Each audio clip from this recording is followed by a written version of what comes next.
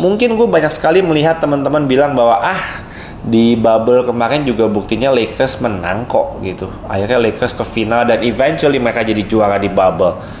Mestinya kali ini Lakers akan menang juga. Kenapa enggak? Tunggu dulu.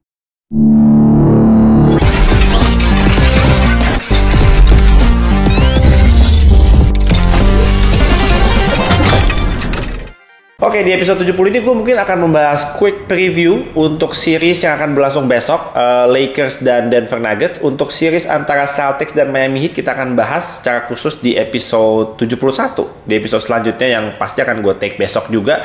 Tapi khusus untuk membahas Lakers dan Denver Nuggets ini akan jadi matchup yang sangat seru ini, karena ini kuncinya di matchup antara Lakers dan Denver ini itu adalah matchup antara dua big man mereka, yaitu Nikola Jokic, the two-time MVP, melawan Anthony Davis. Mungkin gue banyak sekali melihat teman-teman bilang bahwa di bubble kemarin juga buktinya Lakers menang kok gitu. Akhirnya Lakers ke final dan eventually mereka jadi juara di bubble. Mestinya kali ini Lakers akan menang juga. Kenapa enggak? Tunggu dulu. Ada banyak sekali yang berubah dari Denver Nuggets, dari Lakers juga ada yang berubah. Yang pasti ketika di bubble, pada saat itu Jokic belum menjadi two-time MVP.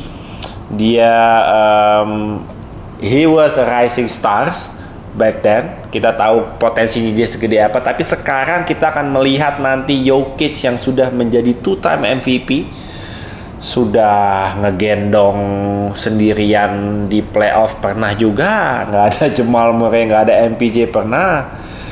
Tapi tahun ini Denver menjadi tim yang sangat-sangat komplit menurut gue. Tahun 2020 di bubble juga KCP masih di Lakers. Sekarang KCP sudah membela Nuggets. Waktu di bubble Lakers itu punya big man kayak JaVale McGee dan juga Dwight Howard yang menyulitkan Nikola Jokic pada saat itu dan memberikan kesempatan untuk Anthony Davis tidak perlu lama-lama menjaga Jokic karena ada Dwight, ada JaVale McGee yang mungkin bisa dikorbanin untuk dapetin foul. Jadi cukup membuat Nikola Jokic frustasi pada saat itu. Sekarang Lakers sudah tidak punya JaVale McGee, Dwight Howard sudah di Taiwan. Dwight Howard jadi Nikola Jokic-nya Taiwan sekarang. Jadi banyak yang berbeda. Tidak akan segampang itu Lakers untuk bisa mengalahkan Denver Nuggets kali ini. Karena biar bagaimanapun Denver Nuggets masuk ke playoff dari posisi 1, Lakers ada di posisi 8. Faktor penentu di series ini tentunya bukan hanya big man, matchup antara dua big man AD dan Jokic, tapi juga LeBron, Jamal Murray, dan juga pemain-pemain role players dan supporting cast mereka. Siapa yang bisa step up? Pemain-pemain kayak MPJ, Aaron Gordon, Bruce Brown, KCP, even Christian Brown, Jeff Green kalau dimainin. Kalau di Lakers tentunya ada D'Lo, Schroeder, Rui Hachimura, Austin Reeves, Vando, siapa Lonnie Walker. Kita lihat seberapa besar impactnya Lonnie Walker di series lawan Golden State Warriors kemarin. Jadi ini bukan hanya sekedar pertarungan dua big man antara Jokic dan juga AD, bukan. Yang paling di highlight memang pertarungan antara mereka berdua, tapi banyak sekali faktor yang akan menentukan siapa yang bisa memenangkan series ini sebenarnya. Secara konsensus memang yang lebih difavoritkan adalah Denver Nuggets, tapi tentu tidak menutup kemungkinan untuk Lakers bisa upset Denver Nuggets di series ini. Tentunya underdognya di sini adalah Lakers. Kalau di Western Conference Finals menurut gue skill penting, tapi in-game adjustment itu juga sangat penting. Jadi pertarungan antara dua coach ini, Darvin Ham dan juga Mike Malone, ini juga akan sangat penting nanti. Siapa pelatih yang lebih bisa membuat adjustment dan mengatur rotasi sebaik mungkin, itu nanti akan jadi faktor penentu juga. Gue kasih keunggulan, kalau dari pelatih gue kasih keunggulan untuk Mike Malone, karena dia sudah tahu nih timnya, dia udah tahu banget A sampai Z tim ini. Core playernya tidak ada yang berubah, malah kedatangan pemain-pemain yang defensive wing yang bagus-bagus, Bruce Brown, KCP.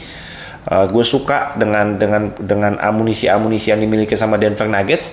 Nah kalau Darvin Ham, banyak yang bilang ya kemarin pas ngalahin Golden State Warriors, Aduh, Golden State Warriors kalah sama tim 3 bulan. Salah, netizen tuh bisa aja emang kalau bikin itu ya. Kalau bikin kata-kata tuh tim 3 bulan. Gue sampai yang gila, bisa aja dapetin kata-kata tim 3 bulan. Keren juga sih. Tapi emang bener-bener tim 3 bulan sih ya memang Lakers ya. Sejak trade deadline kemarin ya personilnya banyak yang baru. Tapi ya ternyata impactnya besar sekali si personil barunya ini gitu ya. Oke, gue akan membahas beberapa poin penting. Yang pertama adalah rotasi guard dari Lakers. Ini nanti akan jadi perannya juga sangat penting. 3 guard, D'Lo, Austin Reeves, Dennis Schroeder.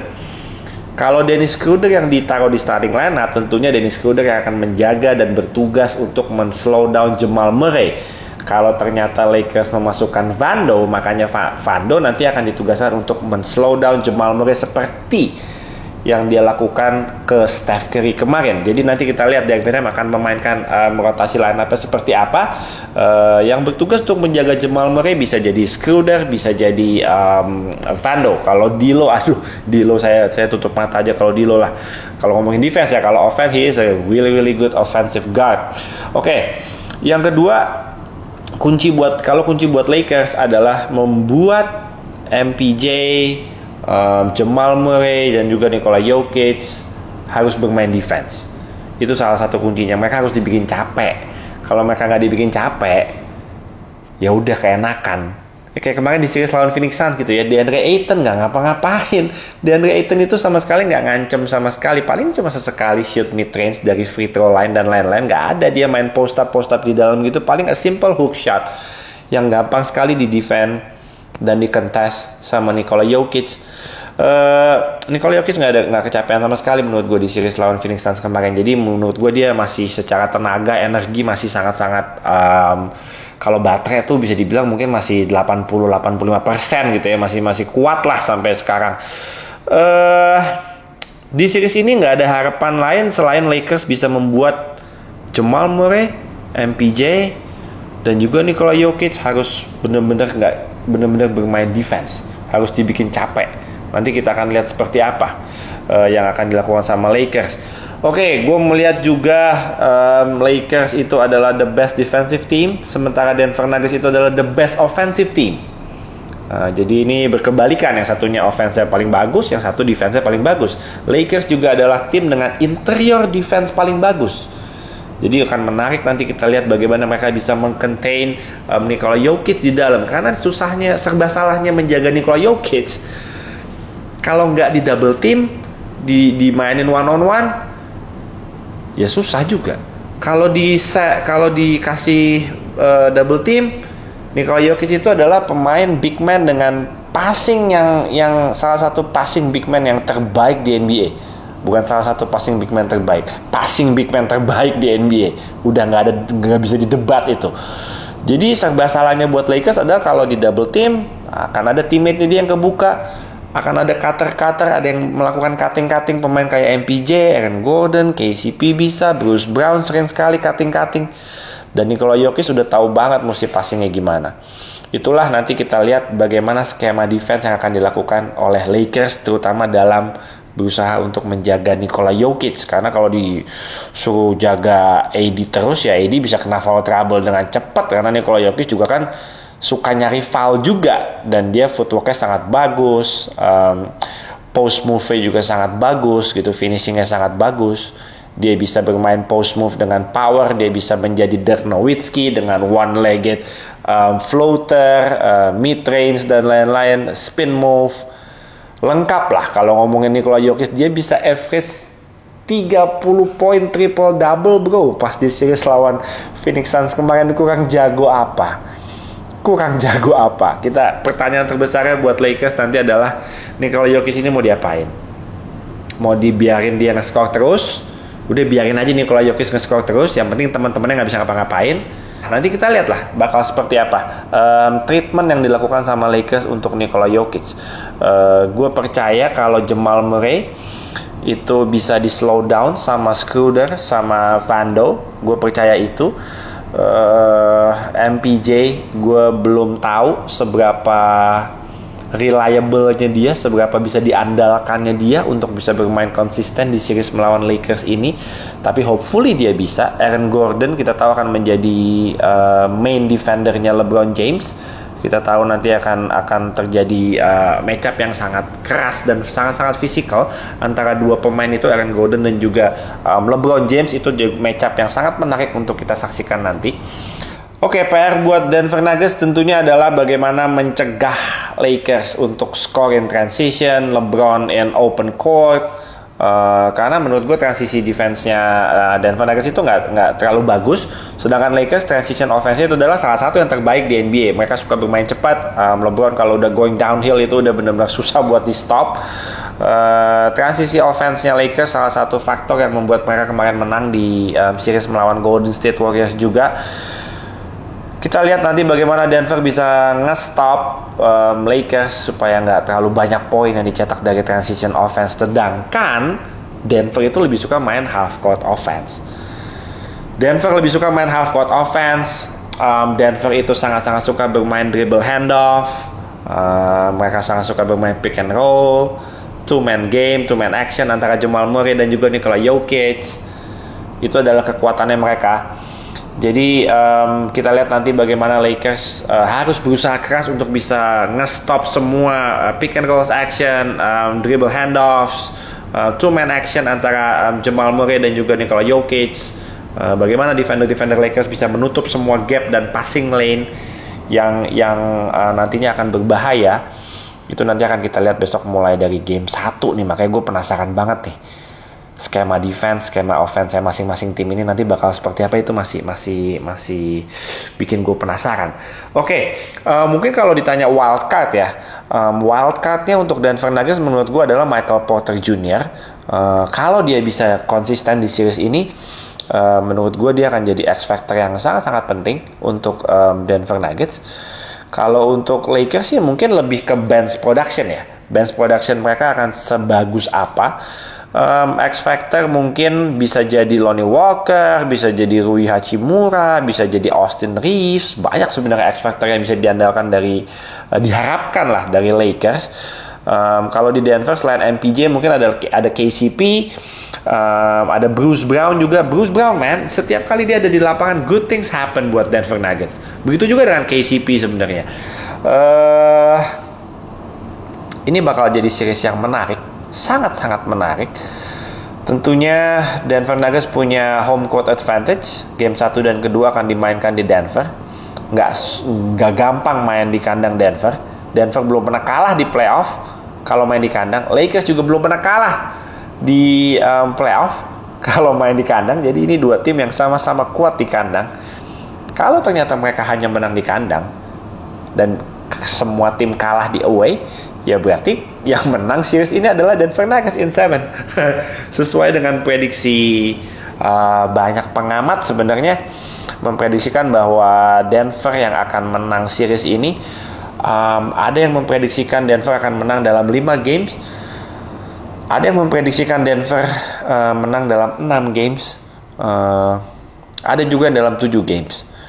Gue masih cukup jarang menemukan pengamat yang memprediksikan Lakers yang menang di series ini.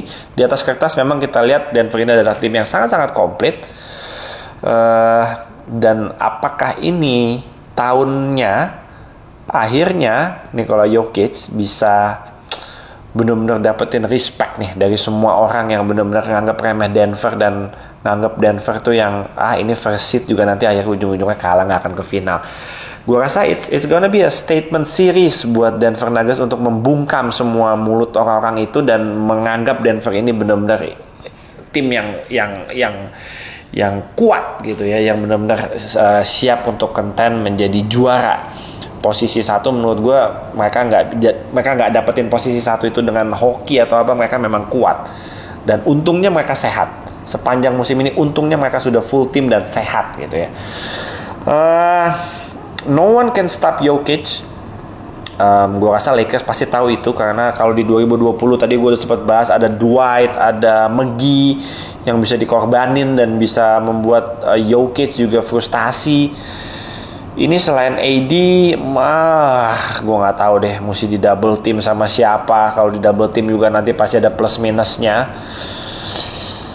Kita lihat nanti di game 1 akan lebih kelihatan jelas nanti di game 1 akan seperti apa kelanjutan series ini. Mudah-mudahan gue hanya bisa doakan series ini tidak ada yang cedera, terutama superstar mereka, Jokic untuk Denver Nuggets, juga Jamal Murray untuk Lakers yang pastinya AD jangan sampai kenapa-napa, LeBron James juga.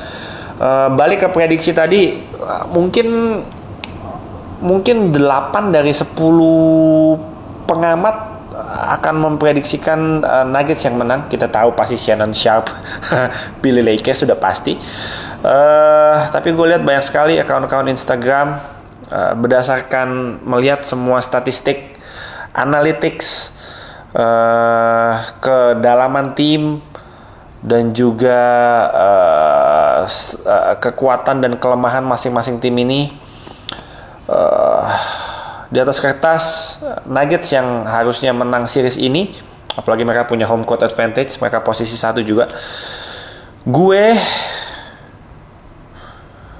nggak mau milih yang pasti sih sebenarnya.